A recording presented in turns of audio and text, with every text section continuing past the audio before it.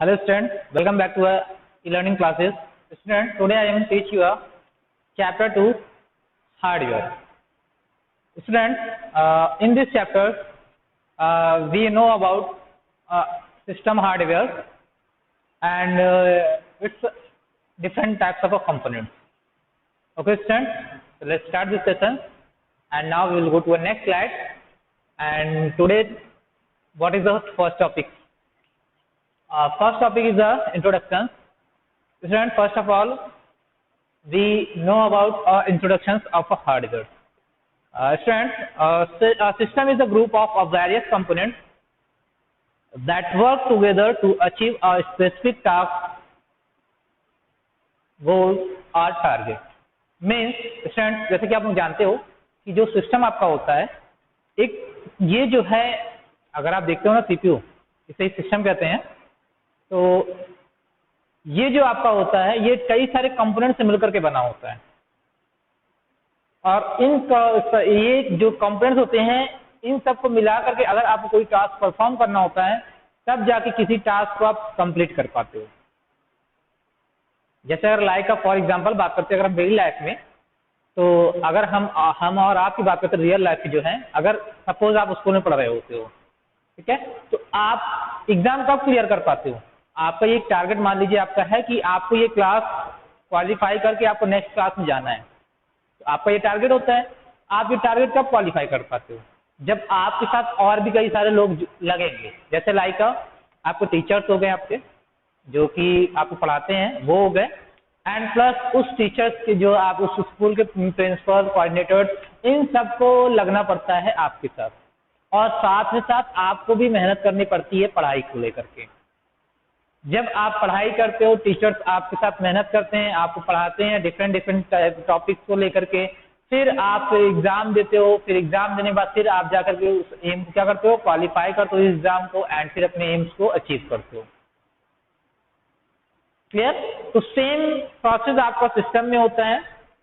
इसमें क्या होता है कि डिफरेंट सारे कंपोनेंट्स लगे होते हैं, हर कंपोनेंट्स का अपना अपना वर्क होता है और उस कंपोनेंट्स के बाद सभी कंपोनेंट्स से कुछ ना कुछ वर्क होता है. जब आप किसी टास्क परफॉर्म करने के लिए देते हो तो उन्हीं सबको मिला करके ही तब जाकर के आपका एक टास्क कंप्लीट होता है. हर एक कुछ ना कुछ जो भी जिस भी डिवाइस की जरूरत होती है, नीड होती है, उसके अकॉर्डिंग उस डिवाइस को यूज करता है और फिर आपके टास्क को परफॉर्म करता है, कंप्लीट करता है.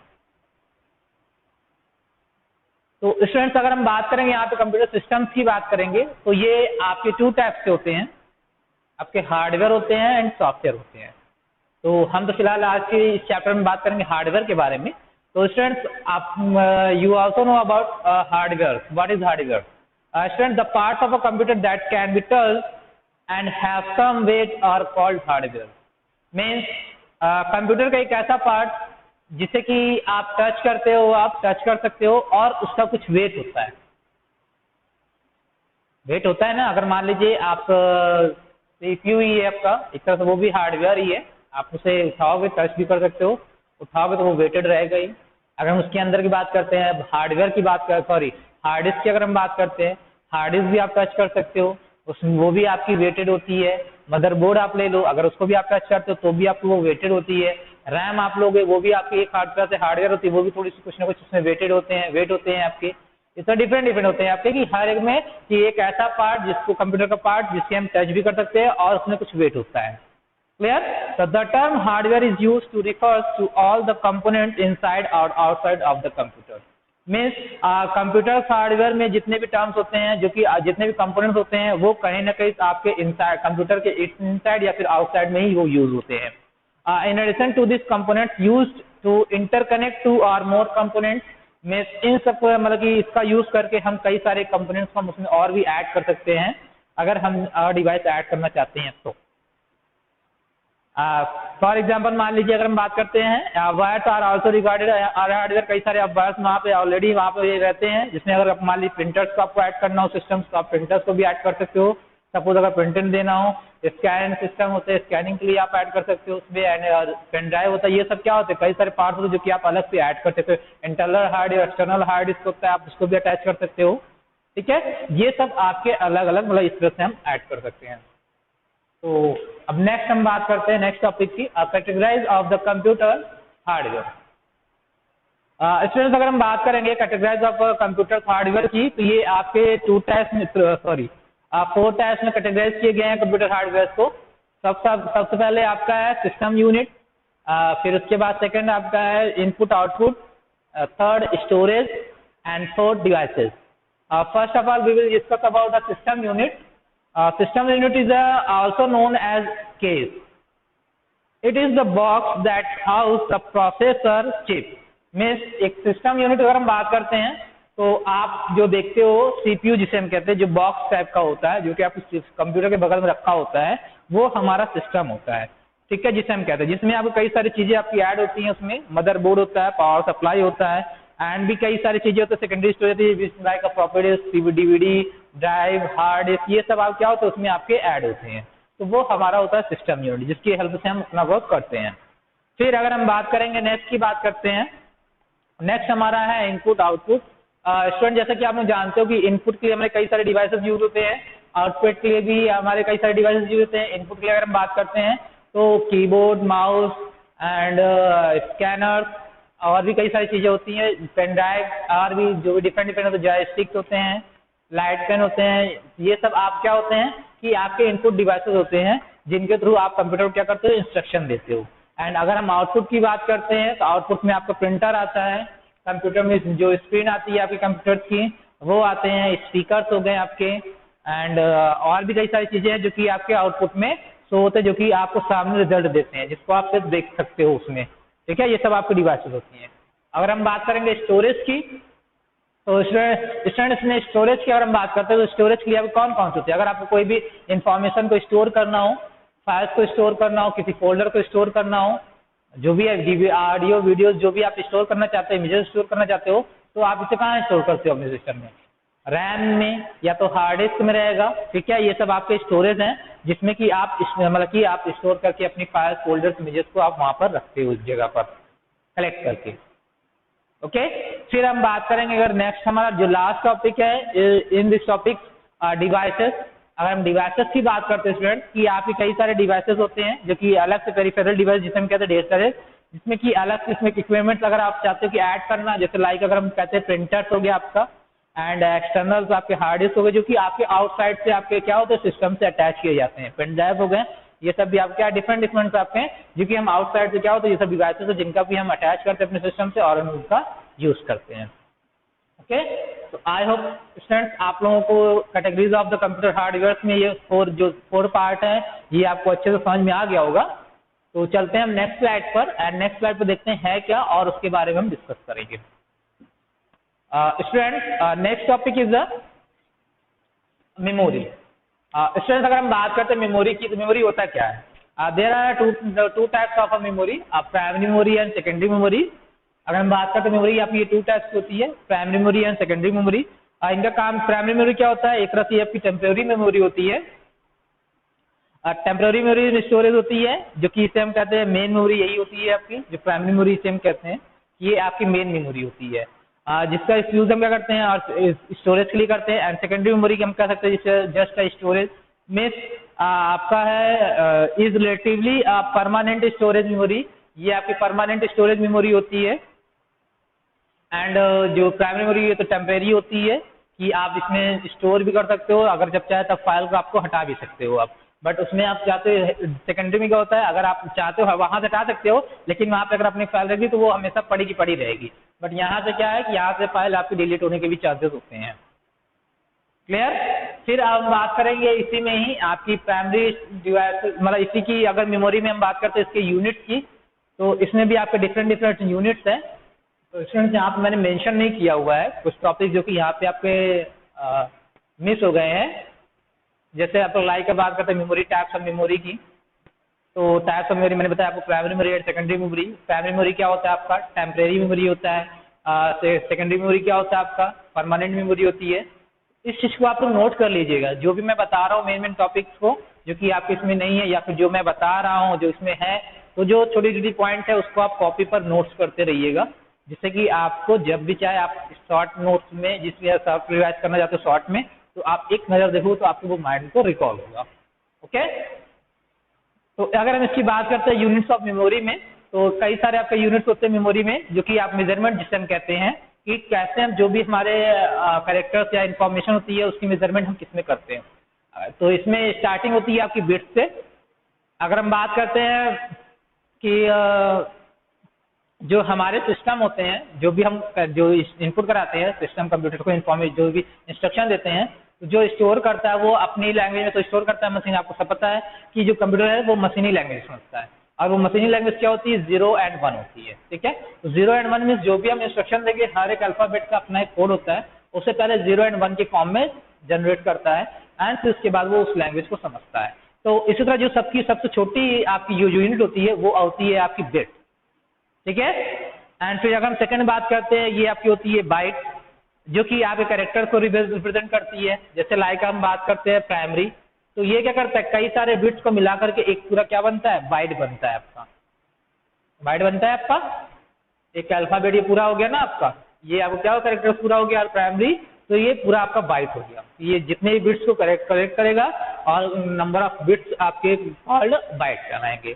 फिर इसके बाद इससे बड़ी आपकी यूनिट होती है किलो बाइट, कि जैसे लाइक अगर कोई फाइल आप क्रिएट कर दी हो, ये पूरा क्या होगा, अगर हम इसकी इस जो ये अब बना है स्लाइड का, अगर इसकी साइज देखेंगे तो वो आपके किलो बाइट में होगी। ठीक है, और अगर इससे बड़ी फाइल होती है जैसे लाइक MB होती है, जैसे आपका पूरा स्लाइड हो गया तो आपकी वो MB में जाती है। ठीक है, और उसमें कई सारे और भी चाहिए पार्ट्स अगर हम ऐड कर दे, कई सारे डिफरेंट फाइल बना देते हैं, तो उससे बड़ी आपकी फाइल बन जाती है जिसे हम कहते हैं गीगाबाइट कहते हैं, GB शॉर्ट फॉर्म में बोलते हैं। अगर हम इसका मेजरमेंट करेंगे तो एक बाइट में आपके 8 बिट्स होते हैं।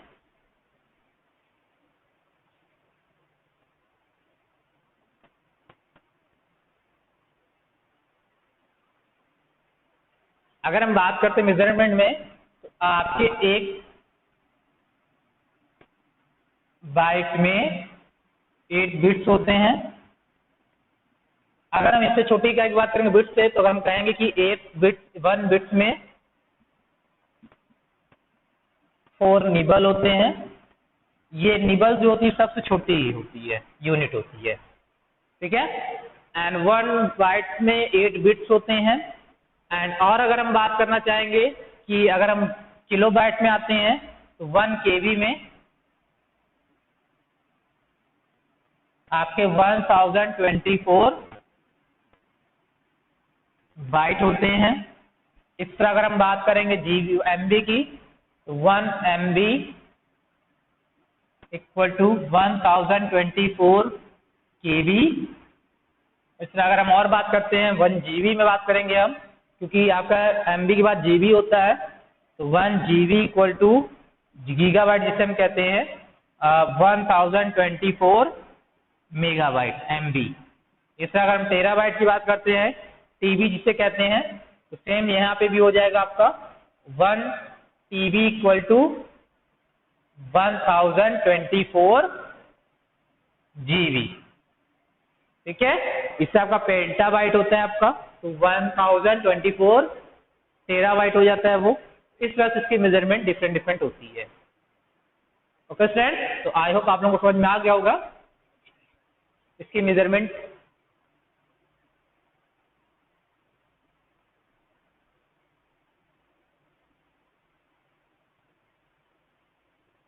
अब चलते हैं हम नेक्स्ट में, देखते हैं प्राइमरी स्टोरेज के बारे में डिस्कस करेंगे। ये सब आपके मेजरमेंट हो गई, कैसे हम मेजरमेंट करते हैं। तो अब हम बात करेंगे प्राइमरी स्टोरेज की। तो जैसा स्टूडेंट मैंने बताया था आपको, प्राइमरी स्टोरेज में ये आपकी एक टेम्पररी स्टोरेज मेमोरी होती है, जिसे हम मेन मेमोरी भी कहते हैं। ये आपके टू टाइप्स में होते हैं। फर्स्ट आपका होता है रैम एंड सेकंड होता है रोम। अगर हम रैम की बात करेंगे स्टूडेंट, तो इसका फुल फॉर्म होता है रैम का, the full form of RAM the random access memory.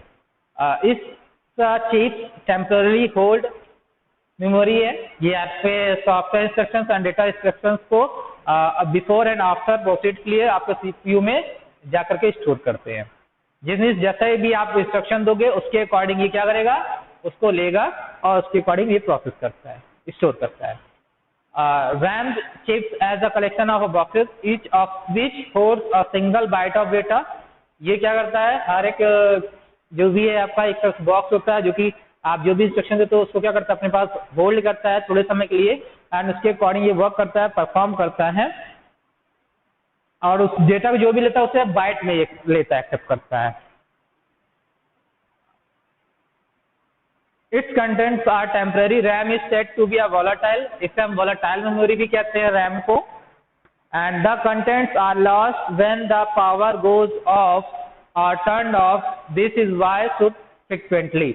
Means इसमें क्या होता है, अगर आपके डेटा जो भी है, अगर लाइट बाय द वे कभी फ्रिक्वेंटली जो आपकी लाइट ऑफ हो जाती है, सिस्टम आपका बंद हो जाता है, तो इसमें डेटा आपके चांसेस होते हैं जाने के, मीन्स डिलीट होने के चांसेस होते हैं आपके, ठीक है। इसलिए कहते हैं टेम्पररी मेमोरी है, ये वोलेटाइल मेमोरी है। अगर एक बार आपकी पावर ऑफ हो गई तो यहाँ से आपके जो भी डेटा होंगे वो गायब हो जाएंगे, अगर आपने सेव नहीं किया है तो, ठीक है। जैसे आप वर्क कर रहे हो, आप वर्क करते रहे, आपने सेव नहीं किया, आपने सिस्टम पे ही हो, तो लाइट चली जाती है, तो क्या होता है, आपको यहाँ से जो भी डेटा होते हैं वो क्या होते हैं, पूरे पूरे गायब हो जाते हैं, जितना आपने मतलब कि इनपुट के रूप में इंस्ट्रक्शन दिया होगा या टाइप किया होगा, जो भी फाइल बनाई होगी वो गायब हो जाता है। क्लियर? इसलिए इसको थोड़ी थोड़ी देर में इसको वहां से जो भी फाइल आप करते हो उसे सेव करते रहना चाहिए। एंड फिर अगर हम बात करेंगे रोम की, तो रोम का फुल फॉर्म होता है आपका रीड ओनली मेमोरी। इसमें क्या होता है कि ये जो है आपका लाइक रैम, रैम से बिल्कुल थोड़ा सा डिफरेंट होता है, ये कह सकते हो आप। To which data is constantly being added and remove.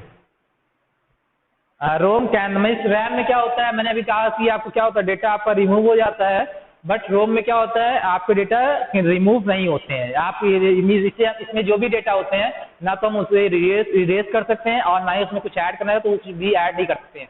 But इसमें क्या है कि आप जो भी डेटा है आप उसको इरेज भी कर सकते हैं। बाय द वे अगर आपने सेव भी कर दिया है तो अगर आप चाहते हो उस फाइल को दोबारा ओपन करना और उसमें कुछ आप करेक्शन करना चाहते हो, एडिट करना चाहते हो, उसमें कुछ ऐड करना चाहते हो, इरेज करना चाहते हो, वो सब आप काम रैम में कर सकते हो, बट रोम में हम नहीं कर सकते हैं, ठीक है। सिर्फ इसमें जो भी चीजें होगी उनको हम सिर्फ रीड कर सकते हैं, उसमें एडिट नहीं कर सकते हैं। क्लियर?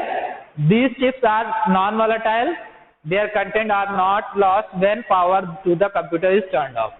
मीन्स ये आपका नॉन वोलेटाइल मेमोरी होती है। मैंने भी कहा था ना आपको रैम क्या है, temporary memory and volatile memory है। ये भी आपकी टेम्परेरी मेमोरी है, बट ये क्या है, नॉन वोलेटाइल मेमोरी है। इसमें अगर आपको पावर भी ऑफ हो जाते हैं तो भी आपके जो भी डेटा रहते हैं वो वैसे के वैसे ही रहते हैं और रीडेबल फॉर्म में होते हैं। In computer terminology, read means to transfer data from an input source into the computer memory और सीपीयू। मीन्स ये क्या होता है, आपका एक कंप्यूटर में जो टर्मिनोलॉजी होती है कंप्यूटर की, उसमें जो भी चीज मैंने डेटा ट्रांसफर करते हैं वो क्या होती है, एक रीड फॉर्म में होती है।